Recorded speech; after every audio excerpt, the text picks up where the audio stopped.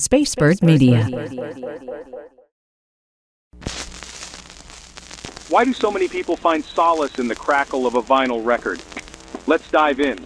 This isn't just another vinyl podcast. It's a journey into the heart of recovery through the universal language of music. Each week we share powerful stories of overcoming addiction and life's toughest challenges. Together, we'll uncover how the warmth of vinyl can guide us through moments of vulnerability and strength. So, drop the needle, lean in, and let the music heal. Let's get started.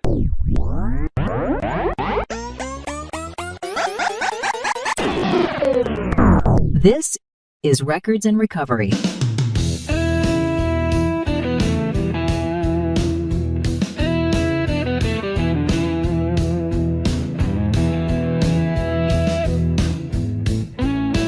And welcome to Records and Recovery, a chance for us to really understand the therapy that happens when we're listening to music, whether we want to acknowledge it at the time or not. It's always a great way to share in our testimony, especially when it comes to our faith. And so as we get to each and every week, talking with different guests, sharing their stories of the impact that music has had, or if they are a musician or an artist, they get to share how their songs are influencing other people and help them in their time of healing. So I always love it when I cross paths with people I've known probably the longest, and I'm an old radio guy, so there's probably only a couple of those I could actually say that about. But this week you might actually know him from songs like Before the Morning, Fall Apart, Carry Me, That Was Then, This Is Now. I know him from a little coffee shop in Huntsville, Alabama, but I call him friend. Josh Wilson, welcome to Records and Recovery. Thank you. Good to be here, Ace, and looking forward to catching up. Like we said before we started, you and I haven't seen each other in a while, so this will be fun to just chat for a little bit. So let's go back. So you were kind of like a child virtuoso on instruments. Like you started at an early age as a musician. Well, I don't know if you would call me a virtuoso. Maybe my mom would, but right. I took piano starting in fourth grade. I always loved music in school, and so my parents put me into piano lessons, and I took to it pretty quickly and just loved it. I remember, though, the first time I learned a song on guitar, my dad had an old Ovation Glenn Campbell model guitar, and he taught me a couple chords on it, and I was like, this is kind of cool. I remember I learned C and G and D, and then I remember my Uncle Mark taught me how to play the blues, 12-bar blues. Perfect. And then what unlocked everything for me was when I learned how to play Smoke on the Water, because I was like, now this song I've heard on the radio, and maybe if I learn how to play this, girls will think it's cool. And so that's I will say that it may not be the best motivation, but that's why I started learning guitar, was to impress the girls. I mean, truth be told, we all become musicians so that we can pick up chicks. I mean, that's kind of where it all starts, right? Gets us out of our shyness. Yeah, I guess so. I always tell people, hey, my son or my daughter's wanting to play. What do you suggest? And I go, start with the basics and find the song that they want to learn to play. So that so if it's just a little out of their reach, they know when they're good enough to say, yeah, I can play this song. Or it's the song that when, family comes over and mom goes, hey, will you play us something? Then you got something to go to. And Smoke on the Water, I think, is kind of a rite of passage for any musician, bass player, drummer, guitarist. It is the song you know. Dude, and that's actually a really good point, because every instrument has kind of special things. So guitar, it's like you're learning power chords for the first time. Yeah. Bass, you're learning that pedal tone. Do, do, do, do, do, do, do. And then the drums, you got the hi-hat. Everybody's got something cool to do. Yeah. So that's right. It's the quintessential song. It's not a boring song at all. So what was that artist or song that got you excited about wanting to be a musician? So you got to that entry level, but then what was it that finally turned on that switch? I took lessons from a guy in Lubbock. His name's David Brandon. And he's a classical guitar player, and I remember there was a lot of classical pieces that kind of got me inspired to learn some artists. Well, he had actually written a method book with a guy named Christopher Parkening, who's a very well-known classical player, and I learned some Andre Segovia pieces. But Stevie Ray Vaughan was a big influence for me. I certainly can't play blues as well as he could, but I did start to learn a lot of Stevie Ray songs. Pride and Joy, Little Wing, Life by the Drop, songs like that. Kind of blues unlocks this sort of cool factor on the guitar, and as I started to learn some of those licks, it got me more interested in playing. I think songwriting was probably both John Foreman of Switchfoot and John Mayer.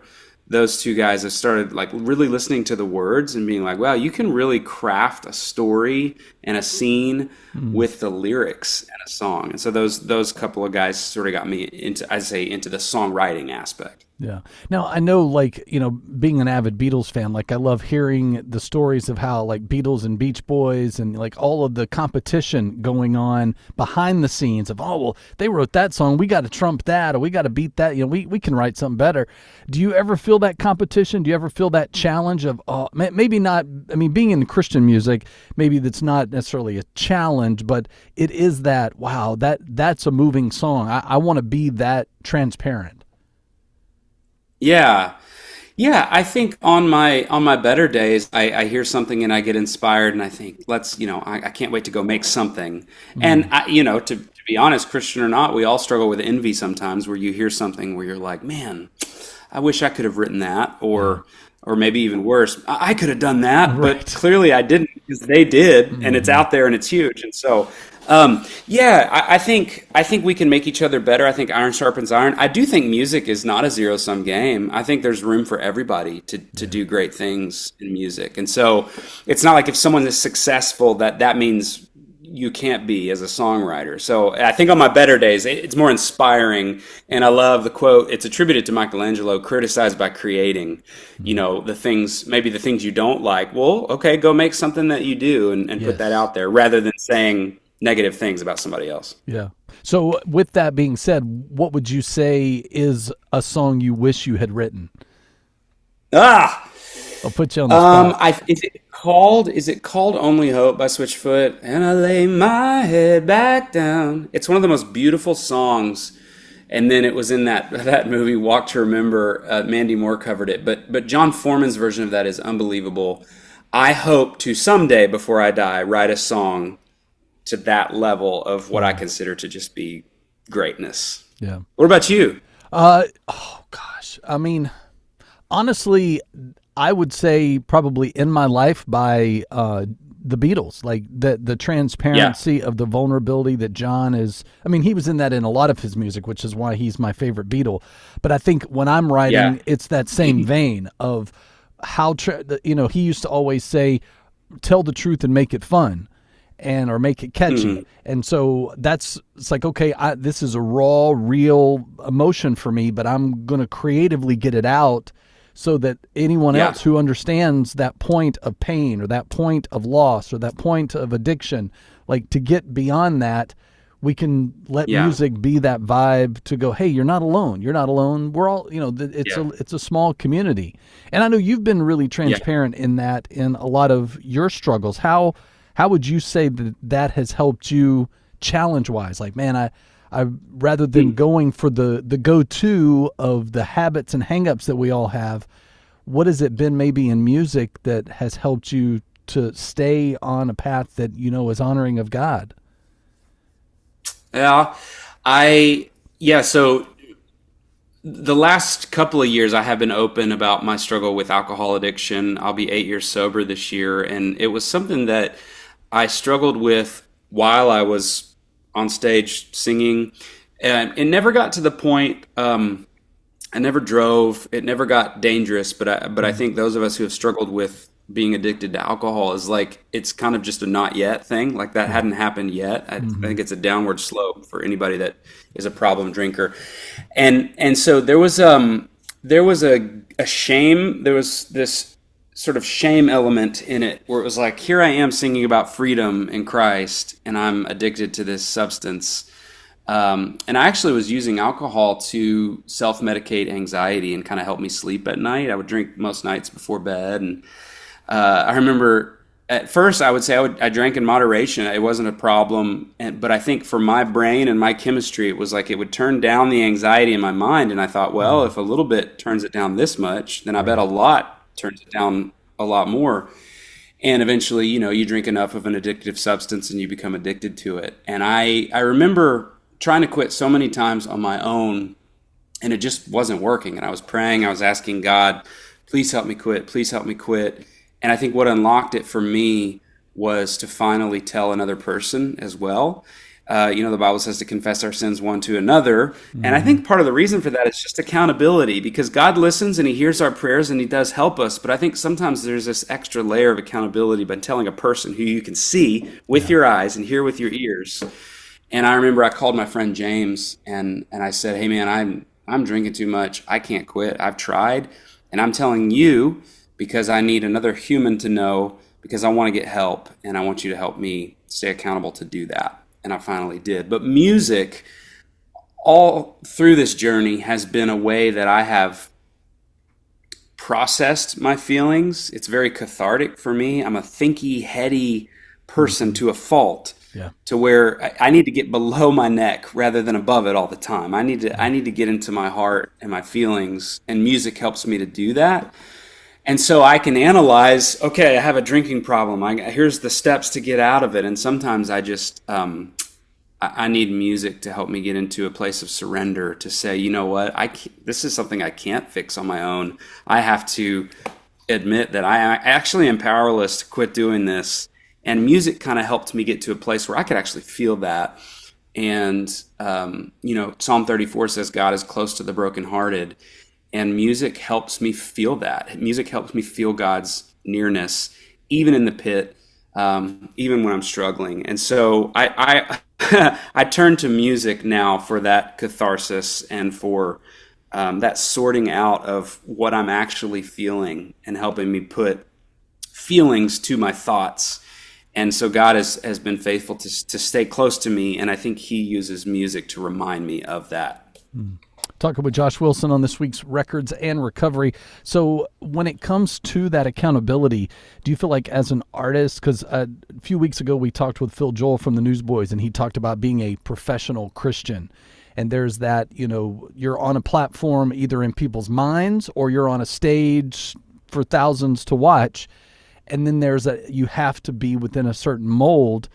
And that, to me, that pressure sounds worse than the records and the songwriting, right? Because you're the face that people are attaching. In some cases, maybe it's their entry into faith, right? They're coming to know God by listening to your songs, and then that journey takes them. And so they iconically, because I know I've done that with bands like Petra and Stryper and whoever was there in my early infancy. And I go back to those songs to realize how wrong I had it, or how naive I may have been to think of that artist in a way that they had it all together. Like I love the fact that artists like you, or even Ryan Stevenson is another favorite of mine, that's just very transparent about, I don't have it all figured out. God, I do need you. How much of that accountability do you feel like all artists really need? I think part of it is maybe not necessarily like chronological age, but just life experience and how far you've come and what you've struggled with and maybe overcome.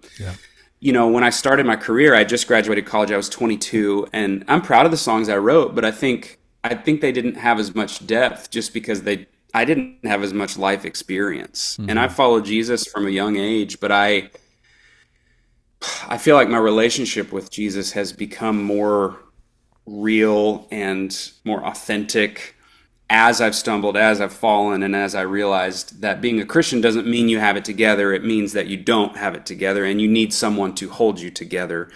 And it's actually gotten easier for me in that regard as I've begun to just speak honestly. I don't think it was that I was lying or being dishonest, but I do think I tried to put on this appearance of being a little more buttoned up and a little more okay. And now I'm like, look, man, I'm pretty messed up. I still am. I don't drink alcohol anymore, but I've struggled with anxiety and depression, and I've needed friends and family and doctors and medication but goodness, I feel like when you come to sort of the end of yourself, you realize just how much you need Jesus. I say you. I'm talking about me. I'm with you on that. Yep. Yeah. So, in terms of accountability, this is funny. I never really put this together, but, the things, I try and tell the truth as much as I can on stage. And I think someone who really helps me stay accountable is, I'm thinking about my wife, because she knows all the songs I write and record and sing and tour. And I feel like there's this level of accountability of like, man, I better be telling the truth on stage because I gotta, like, she knows me. Right. And I don't want to say anything from the stage that she hears and she's like, I don't know about that, Right. you know? So I actually think, if we're married, if we have good friends, it's like, when you say something publicly, like your friends, your family know if that's real or not. And so it's like this Venn diagram of who I am on stage and off stage. I want them to be as overlapped as possible. Right. It's not like I'm going to air all my dirty laundry on the stage, but I want to tell the truth from stage and I want to be authentic off the stage. And hopefully that Venn diagram will begin to close in an appropriate way. But I think my wife helps with that for sure. So what would you say is maybe or one of several lyrics that you're like, woo, am I going to go there? Am I going to say it this way? Yeah. A song I released a couple years ago, Things That I'm Afraid Of, actually Ross King wrote it. It's the first song I ever recorded that someone else wrote. And it's really spoke to me. And in the second verse, the pre-chorus says, let's see, when my emotions turn against me, can convince me that you have patience left. When my depression is affecting every ounce of me, I can get the medication and the counseling. Still, I can hear the fear calling out to me, and I don't feel brave, but I don't have to be. Talking about medication explicitly in a song on the nose, being like, right. Hey, I take anxiety and depression medication. That one I was a little bit like, how are people going to receive this? And then I just decided that for the people who don't like that, I said that, well, this isn't for them. That's okay. They can move on, listen to something else. But I think for the people who hear it, this is for them. Because I think some people need to be validated in the fact that, hey, if we're not okay, that means we might struggle with our mental health and we may need to use things that you wouldn't like find in the church, like a therapist or medication. But I think from personal experience, these things have helped me to get back into church. When I was in a place where I couldn't walk in the building without having a panic attack, I'm now to a place because of the help I've gotten that I think my faith is stronger and my relationship with Jesus is better because I'm not in fight or flight mode all the time. So that line in particular was one that I was like, I don't know if I should put that into a song. But you know what? Like old song, I Refuse, talking about like being the hands and feet of Jesus, that's convicting because I'm like, here I am talking about spreading the love of Jesus. Yeah. And that's one that keeps me accountable, that I'm like, I think of my wife, what am I doing? She knows who I am. Sure. Wives are good that way. Yeah. Yeah. They make us better. They do indeed. And the thing that I love too about music now is I think about the songs that I grew up listening to who were sung by, 30-year-olds, and I was somehow the heartbreak, you still related to it, right? They'd felt the life.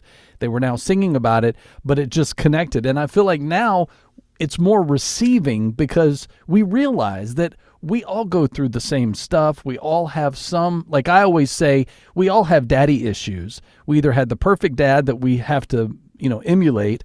We have the absentee father that we then have to overcome, or we even try to identify with a heavenly father that with those earthly traits, it can sometimes make it difficult to really see God the way he is, or for us to see how he sees us, which is so hard. And that's where, for me, music has been that peel. Like I can be angry and write a song and get it out. I don't have to take it out on anyone. I don't have to take it out on myself. I can then sing it, I can sing a song about darkness and then turn it into grace or turn it into, whatever. Because again, I need those words to come out of me. And then if it helps someone else or inspires someone else, then to me, that's where music is as good as medication. Not to say it should replace it. I'm just saying before it was more okay. And that's probably not even the right way to say it. But now it's more socially known that everybody's probably taking something because we're realizing that we all need a little chemical balance so that we don't take the chemicals that will destroy us. Yeah. It's so true. It's so true. And, for anybody, listening to this, I'm certainly not recommending any certain path for you. You got to figure out what's right for you. But yes, you're exactly right, Ace. It's like there's so many tools that God has given us to deal with these things. And I think music is one of the most beautiful ones. And I love when you read the Psalms, these old songs that David's writing. He was in the pit and he was singing about it. It's dark stuff. Yeah. And some of those Psalms do not resolve. Like it gets to the end of the song and you're like, that's it. That's it. It's like, yeah, man, that's it. That's what he was feeling. There was no resolution. And so, yeah, I think it is very cathartic to put those things into a song. Music is just a wonderfully mysterious and beautiful thing. Yeah, amen.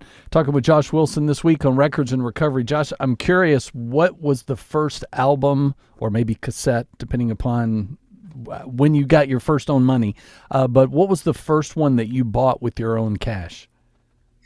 I remember the first CD that I bought. It was DC Talk Free at Last. All right. And I remember it had what's that song they covered? The one Jesus is Just All Right, the Doobie Brothers? Yes. Yeah. Oh my gosh, I loved it so much. Yeah.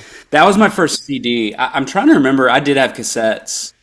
I listened to mostly Christian music as a kid. So it would have been like I know I had Carmen. Yes. Petra. I had some Petra tapes, man. Yeah. I saw Carmen in concert a few times. Did you give the free offering at the end when he he was one of the few artists that did the love offering at the end. You're like, oh wow, this concert's free. Oh, then they ask for money at the end.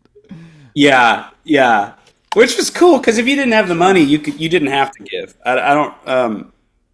I think Free at Last was my first CD. I thought it was so cool that you could skip songs. Oh, and now a CD is an ancient technology that nobody else uses anymore. I've found it to be really good on a Christmas tree. It reflects light really well. You can just put them all over your tree if you're not listening to them anymore. Makes a decor. Makes a great frisbee or coaster. As well. There you go. That's right. Don't leave a stain. Mom won't like that. Josh, what would you say to someone who's maybe at that place where they haven't found that accountability, they haven't talked to anybody, they feel like no one other than the records and songs they're listening to in the quiet of their homes or their cars or streaming, whatever, they're still trying to get help. They're still trying to make sense of, why do I have these millions of thoughts all day, every day? And then how to cope moving forward. What is that first step based on where you've been and are that can help them? I have a song on my last album. So my most recent album is called Mental Help, HELP, and it's about mental health and faith in Jesus. And there's a song on there called Jesus and Therapy. And the bridge of that song, it repeats over and over and over again, tell God and somebody else, tell God and somebody else, tell God and somebody else. And so I've sort of distilled any advice I can give about this kind of comes down to that. Tell God, pray, ask God for help. Ask him for strength. He will give it. He will be there. He will never leave us or forsake us. Tell God. But also tell somebody else. Tell a trusted friend. Tell somebody who you know is safe to tell. For me, it was like with this alcohol addiction, I was keeping it a secret for the most part. I mean, like my wife knew I drank, obviously, but she thought I drank kind of in moderation. And she didn't know how much I was drinking. So I had to finally, like I said, I told my friend James, I was like, okay, I got to tell my wife, and I told her, and that's what unlocked it for me. At that point, I got some professional help, and that sort of unlocked it didn't mean it's easy. In fact, it was the hardest thing I've ever done, but that was like step one for me. Yeah. So whatever it is you're dealing with, if it's a mental health thing, especially, tell God and somebody else. And we're not meant to do this alone. I've tried so many times to do that, and it has failed every time. We need each other, and I just try to ask for help more often and sooner than I used to. Yeah. Well, and as someone who grew up listening to Christian music, obviously you grew up in the church. Was it a big shocker to family and friends when they're like, no, not you? Yeah, it was. It was a shocker to me. It's like at the point where I was like, oh my gosh, I think I can't quit drinking. It was something that I thought I would never deal with. And that's another reason it was so hard to be open and honest about it. I was like, well, what about all the people who I'm going to disappoint? And Ace, I can tell you to this day, so I've been sober now 8 years. I think I started talking about it like 2, maybe 3 years ago. I was sober for 5 or 6 before I started talking publicly. Of course, my friends, my family knew, but I don't think I have had one negative comment about it. That's awesome. There's no one that said, how could you, how could you deal with that? How could you keep that secret? Like almost everyone instead is like, oh, that's amazing. I'm so glad you got help. Or, oh my gosh, man, I'm struggling with this too. How do I get help? Or I'm struggling with this other thing. Thank you for opening up. Now I don't feel like I have to be perfect, Yeah. You're someone who's up on stage. Thank you for being honest about your shortcomings. So now I'm not saying there aren't the haters and trolls out there. So don't hear me say that if you put something out there, someone is going to find something to be upset about. That's just the world we live in.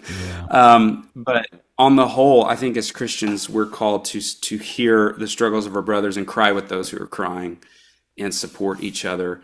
And that's what's happened for me. So I'd say tell God and somebody else, and you'll be surprised. Fantastic. Hanging out with Josh Wilson this week on Records and Recovery. Josh, what do you love about where you are with God right now? I love how unpredictable it is. I think I used to have everything sort of boxed up and defined and black and white. And, the more I've learned to sort of surrender my life and open my hands to who God is, Yeah. I think that's what I like. It's also what scares me. But what's the line, Ace, in Lion, Witch, in the Wardrobe? They're asking about Aslan, who represents God. Is he safe? He says, no, he's not safe, but he's good. Yeah. And that's what I'm learning about God. Yeah. So So true. I think maybe my favorite thing is also the one that scares me. Right. But wouldn't you also say that you have more support around you because you've been transparent? Like that vulnerability, people are like, 100%. and again, I'm always the fan of the one or two people that are closest that know all the ugly warts, right? But you do have that community that's like, thank you for telling your story. Just know I'm praying for you. Like knowing that like that's not a passive comment as a believer. That is a true right of, hey, thank you for in all the sea of people that you could be praying for or that you are praying for, that you would remember me, And Yes, and that's one of the songs absolutely. that I just wrote not too long ago based on the idea of that I have great grandparents who prayed for me before I was ever born. So thanking That's God amazing. for the prayers before me, really that song came out of like reading my old granny's poems of her praying Wow. and saying things to God in writing. So not only do I have them in her handwriting, which is, like a dying art form, right? But to think Yeah. about people who will pray for you because you're willing to not only be transparent, but then knowing because of what they've been through, if you're a part of the DNA of whatever it is in your family and circles, they're like, yeah, he's probably going to face that at some point. I'm going to start praying for him now. And then you realize the community that's now there. That's so cool. Wow, what a gift to have those letters. That's really incredible. And I also, I will tell you this, I felt almost kind of like I shouldn't be reading them. Like she's talking straight up, talking to God as she's writing these poems. And it's just Granny Yeah. being Granny, But I was like, man, she was praying for me and my mom and my brother, like, just the things that she said. But I will say, man, and I think that's the thing why you and I have always connected is the idea of being transparent, because I know when I was going through my stuff and I've made mistakes and I've been through divorce and had my sexual addiction stuff, like to come to terms with all of that stuff came down to the thing that I wouldn't let go of, the identity of trying to live up to someone who was not even in my life anymore, but realizing how much of my DNA was of that person. And then God saying, Yeah. I'm the one who made you. I'm the one who your identity should be in. Not that. You can Right. get out of that shadow. Right. And I didn't realize how much of myself and my decisions were attached to that. And I would think a lot Yeah. of that is from your same perspective. Yeah. Yeah. Sins of the father, yeah, they sort of work their way down. And but I think none of us are doomed or condemned to repeat the same path. I think that's a beautiful thing about Jesus is he's actually sort of a chain breaker and a curse reverser. and so none of us are. We don't have to take the same path. It's almost like we're sitting in a prison cell, sitting there on the bench with our head down, moping around, but the door's open. Just walk out, Just walk out of there. And it's easier said than done, but it's available to us, and forgiveness is available to us. Yeah, it's a great reminder of the fact that we're not responsible for what happened to us, but what we do with it is our responsibility. Yeah. And so that's great. So love that. Josh Wilson's been our guest this week. Make sure you like, subscribe, and follow so you don't miss future episodes. And thanks for hanging out for another edition of Records and Recovery. Thanks, buddy. Thanks. Records and Recovery is a Spacebird Media production and a part of the Thesis Radio Network. Find more episodes anywhere you listen to podcasts or at thesis.com.